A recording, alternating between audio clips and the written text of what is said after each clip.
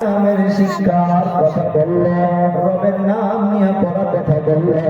আমার আপনার নবী পড়া শুরু করে দিল, ইকরা বিসমি রাব্বিকাল্লাযী খালাক, খালাকাল ইনসানা মিন আলাক, ইকরা ওয়া রাব্বুকাল আকরাম, আল্লাযী আল্লামা বিল কলম, আল্লামাল ইনসানা মা লাম ইয়ালাম।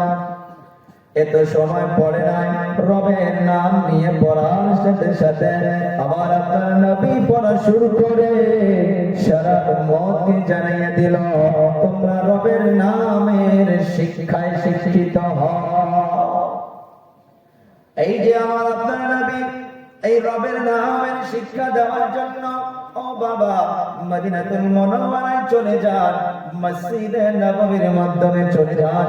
আমি মুসাফির হইয়া দোয়া করি, আল্লাহ যাতে জীবনে একবার হলেও মওতের আগে মক্কা মদিনার সফর করাইয়া দেয়। সকলেই চিল্লাইয়া বলে আমিন, আমিন।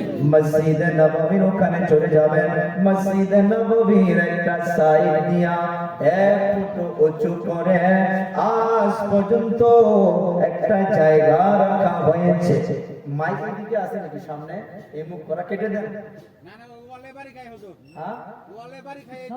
আচ্ছা আচ্ছা, তার মানে কি হয় জানেন, এখানে যারা বয়ান করেছে তারা বুঝতে পারবো, ওই মাথা বেশি সময় টিকবো না। আপনি আচ্ছা, এই মসজিদের ওয়াল আছে না? আচ্ছা আচ্ছা আচ্ছা, মনিটরের আওয়াজ তো বাড়াইছেন জি, হালকা এই দুটো আর অল্প বাড়ায়, উপায় নাই। এখন মাইকম্যান ভাই কি করবো, ওয়াল যদি তার উপায় নেই, ঠিক আছে চলবো ভাই, খারাপ পাই না ভাই, জানা আমরা অল্প মাইকম্যানকে ডিস্টার্ব করি, রানিং প্রোগ্রাম থাকে তো সেই জন্য কষ্ট পাই না। আমাকে জাস্ট খালি মনিটরের আওয়াজগুলো কানে আসতে দেন, বাস, বাকিও দেখে কি হয়।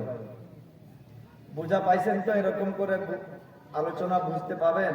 আমি আসলে আপনাদের ভাষার মানুষ না, তথাপি আপনাদের ভাষা বলার চেষ্টা করব। তো আমি বলতেছিলাম মসজিদে নববীর একটা সাইড দিয়া আজ পর্যন্ত 1 ফুট উঁচু করে একটা জায়গা বানানো আছে।